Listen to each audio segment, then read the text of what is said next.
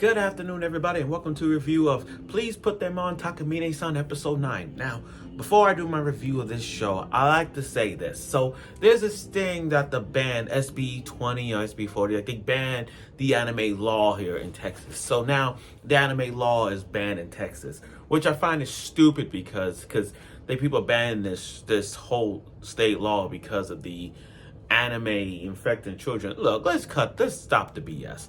Let's stop the BS. First of all, I see nothing wrong with people watching anime. I don't see it's a big deal. You know whose fault it is that the children can't watch anime? And I'm gonna be strict here.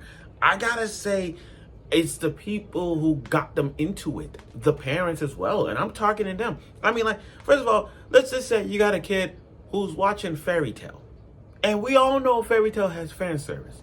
You know the show it has fan service. Yeah, you're gonna show them Fairy Tail. It's like showing them Domestic Girlfriend. We all know what Domestic Girlfriend is. You're gonna show the kid that? You're gonna show the kid Goblin Slayer? Let's not forget Goblin Slayer, guys. The first episode of Goblin Slayer was that moment where people were like, "Oh my god!"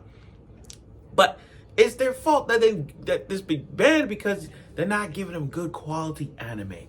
Anime is life. Anime is what keeps us going. If you want kids to start watching anime, you gotta start from the basics of the classic animes that don't really go over the top, like Cells at Work. Very educational show, by the way. Dr. Stone. Very educational show, by the way. Hell, let's put this one here. Hamtaro. You guys ever heard of Hamtaro? Oh, here's something that everybody's seen and forgotten. Sailor Moon. See what I just did there? I just named you shows that is well educational for children to watch. Hell, Spy X Family. Definition of a family anime. Like, come on. But my point is, for them to ban anime, it's just the dumbest thing ever. Now, I got out the way. So, Takamine-san. You know, this is the point of the rom-com situation where we all know where this goes in terms of the main girl or main boy gets jealous. That happens a lot. You see, when a new character introduced to the mix, the girl gets jealous or the guy gets jealous, depending on the situation. And in this case, we rarely see Takamine jealous at moments. This is the first time in her life that she is jealous because nobody ain't taking her man away. And that's how it is in every anime, especially with the females and rom-coms, where we see where this goes in life of many other rom-coms, especially with the females, seeing the guy with the childhood friend and they all freak out. Leads to that jealousy plot line that we always see in classic romantic comedy movies. We're not surprised. So this is the first, and by the way, this is like many times we say this, Takamine-san take her clothes off not one, but 2, 3 times. There's never a time where I see her take her like maybe once or twice, but 3 times? 3 times, and I get it, she's the perfect girl, we want to see her perfect. But for them to do the fan service go over the top here, we're going over the top. So without further ado, let's get right to the review of this show, episode 9. Okay, so, Koshi and Ellie Evergreen. I don't know that name. It's that freaking name, Ellie Evergreen. I love the name. I'm sorry, guys. The name is so freaking good. I'm sorry. The last time I think of the word Ellie, I'm thinking The Last of Us Ellie. That's what I'm saying. But again, Ellie Evergreen. Yo, that's really good. So Ellie and Koshi finished their cram school, and here come Takamine, just right on the back, seeing where this goes. Seeing if Ellie Evergreen, I just saying that name, just want to see if it's going to take Koshi away. Now, we all know where this is going. Like, people think this is going to be some real thing going on. But looking at last week, I don't think Ellie Evergreen ain't that type of person to steal from a guy. I don't think she's that. Because I said last week that she has a huge crush on Takamine, which we're all two lesbians. Oh yeah, the Uranus is stronger than ever. You know, and when we get gushing over magical girls, I'm pretty sure that's gonna dominate the Yuri franchise. Even though I like citrus, but that's here and there. Anyway, so they all go to a restaurant, and then we see the debut of Ruri. Now they call her Rui Kurosaki. Rui Kurosaki. So does that mean the shipping was fake? It wasn't Ichihime, even though I don't like that ship. But you're telling me Rukia and Ichigo did it? That makes sense because Rukia, Rukia, and Ichigo Kurosaki Her last name is Ruri Kurosaki, meaning the ship is real. The ship is real. The Ichigo Rukia ship has won. The Ichigo Rukia ship has won. I mean, look at it. Okay, so it makes sense.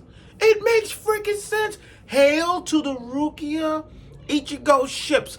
Believe me when I say this. When I watched Bleach, I was shipping that. But when the shipping with Orihime and Ichigo, I mean, I get the hints, but come on. Rui and Ichigo was the ship. Rui and Ichigo was the ship. And they're going to push that away with the Orihime. Get the fuck out of here. But I'm going off topic. So I eat at a family restaurant where Rui works. We got to see the debut of Rui. And Rui, and I love the love couple that Rui and Ellie has. I mean, you got two polar opposites. Like, one is the yin and the yang. One has that goth vibe, and the other one is energetic and cheerful, kind of like the Starfire Raven ship. I'm sorry, man. I took that. Oh my god, I definitely took that out of context. I'm so sorry. But yeah, that's what it is. But we got to see Rui's debut in Ellie, and they're a couple. They are a nice couple. The fact that she showed jealousy and all that. But I do love Ellie so much that she literally told Takamine, look, I'm not interested in him. I'm interested in girls. I like girls. And the fact that she has a crush on Takamine, even though she has a crush on Ellie, that told you that the Uranus is strong. I love the Uranus is gonna happen between. I hope we get some more Yuri shots of I don't read the manga. I'm just saying. I hope we get some more Yuri shots of Ruri and Ellie Evergreen together doing some crazy shit. Lesbians! Oh yeah! The Uranus is strong, guys. I love it. Shout out to all the Uranus in anime, because Yuri anime don't get a lot of love. I feel it needs some love and attention, but you know, people in the community don't like the Yuri yaoi animes, you know, because it's just open shit. But shout out on this one.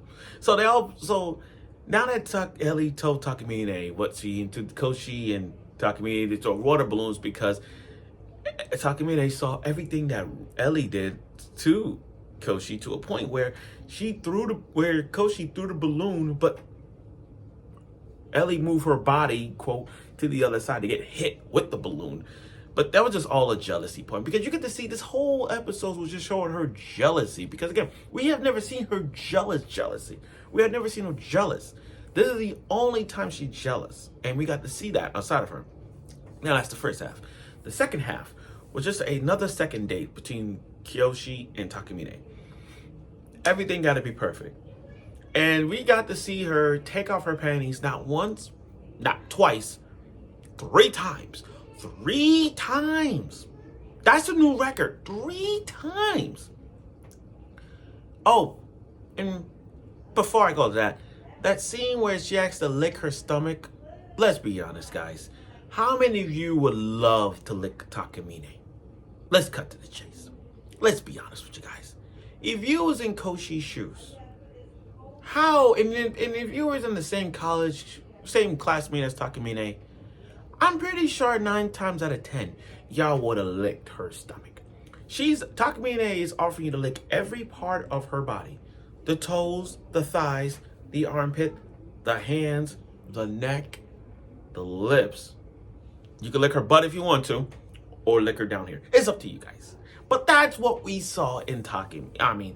And the fact that he was so bold to lick Takamine's stomach, bravo, man. Bravo, you picked the most beautiful spot. I mean, not everybody. I mean, most people got licked in the stomach. It just turns them on. I mean, it's not every day you get a chance to get a 1 in a million chance to lick Takamine's stomach. It's not a chance. But yeah, you get a chance like that. Anyway, 3 times she took off her panties. 3 times. Let's count the ways. The first time was he left to get coffee for Takamine. Took off her panties. And in a ugly JoJo stance, and I hate JoJo Bizarre Adventure. I'm gonna let y'all know right now, and I'm gonna say it again, clear as day. JoJo Bizarre Adventure, all of JoJo, and even this JoJo, is the worst anime of all freaking time, and I'm dead ass serious. JoJo sucks. It is the worst anime. It doesn't even belong in my top 100. It belongs in the motherfucking soil. But that rests my case. Anyway, she took off her panties 1 time because he left. And then, she wanted to do things perfectly, so she got a ticket. And then they went to a souvenir shop. And Koshi bought her a nice bunny plushie, a little small little bunny plushie. What happened? Took it off again. And then the third attempt, he's rowing the boat for Takamine, and then she automatically jumped up out of the pool because she got wet. She think, oh, I got wet. She literally jumped out the boat, and then she had to take off her panties again. But the funny thing was, she put them back. It was already back on. So she did it herself. She literally took them off and she put it back on. And the thing is, I'm not surprised by that, because you know how many times Takamine had to take off her panties and did it for herself? Now it's like she gets blushing and jealous because she has a man now to put on her panties. But I get why Takamine was doing all this. She doing this because Kyoshi has done so much as a person, as a closet for her, doing everything she can to make her happy, protecting her, all that stuff, and even helping Koshi with her studies. Takamine wanted to thank her, and I like Koshi. He's a true straight up gentleman. I mean, the fact that he planned this whole thing out, and the fact that he's doing everything, to thank Takamine for helping her with the cram schools, helping her with the study and all that stuff. I can't blame him. But he has come a long way. I mean, like, he's not really freaking out or putting on panties on for her. He's not, he's stepped up his game. He really does. And I know there's other characters that we're going to see, and I really hope so, because we're on episode 9, and it's going to see where this goes, but I can't wait to see more of this. But overall, though, this whole dynamic episode just showed you that Takamine is jealous. We don't really see her jealous at some point. Usually we see her blushing, talking to Koshi in a positive, sexual kind of way and stuff. But now that, we get to see more of the jealousiness that Takamine shows, it shows us that she really, really, really loves Koshi. And there's no question about it. So I look forward for next week's episode of it, and I'm sure you will.